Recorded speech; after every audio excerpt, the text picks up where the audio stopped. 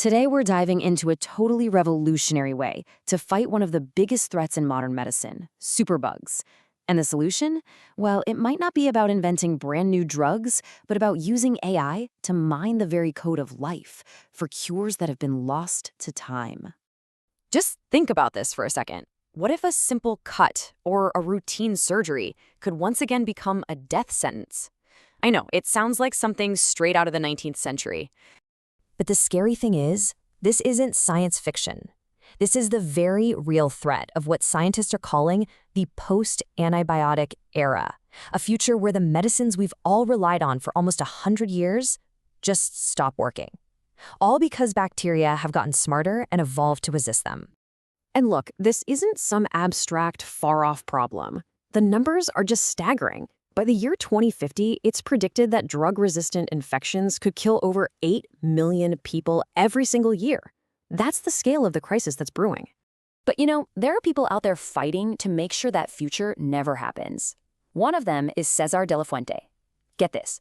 2 decades ago, when he was just a teenager, he literally made a list of the world's biggest problems and decided he was going to tackle the one at the top, antimicrobial resistance.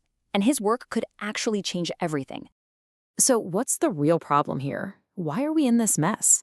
Well, as De La Fuente himself puts it, the whole system we have for finding new antibiotics, it's broken. It's way too slow, it's incredibly expensive, and frankly, for the companies footing the bill, it's just not a good investment.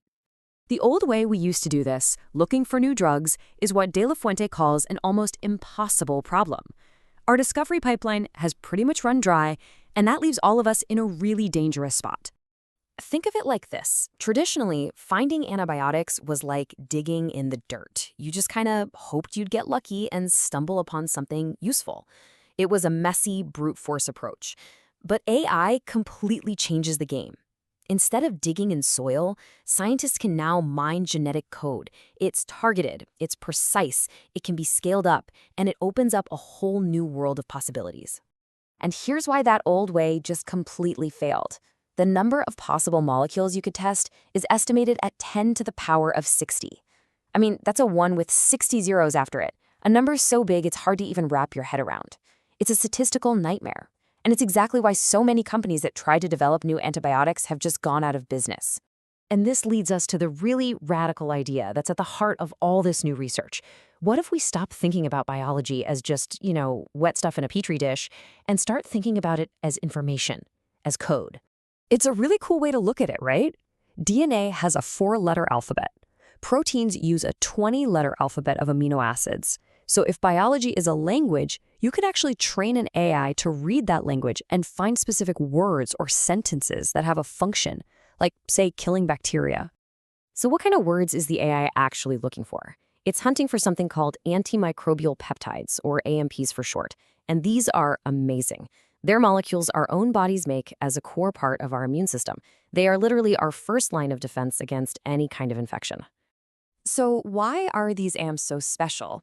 Well, unlike regular antibiotics that usually have just one way of killing a bacterium, AMPs often launch this multi-pronged attack.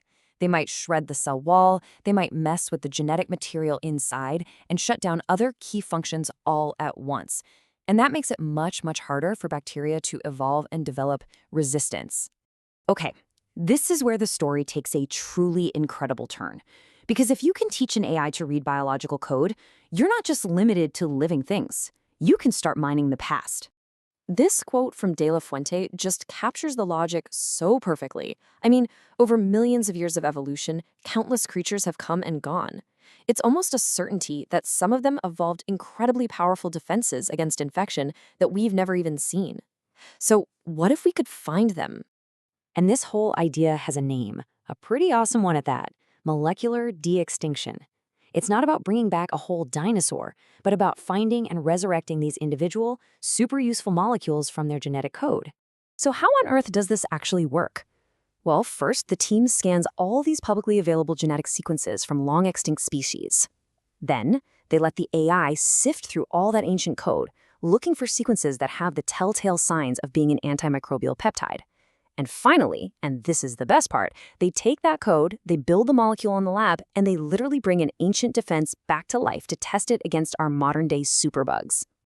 And this isn't just a theory, it's already happening. They found and named compounds from the DNA of woolly mammoths, giant sloths, even ancient sea cows.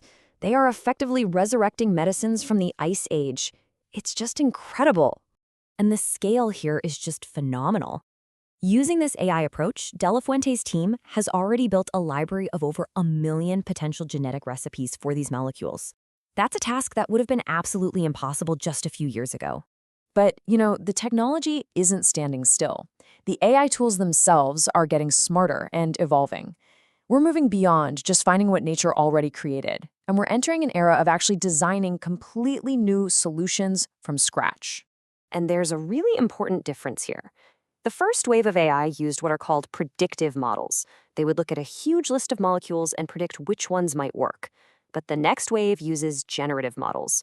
These AIs don't just find molecules, they can design entirely new ones from the ground up, perfectly optimized to fight a specific bug.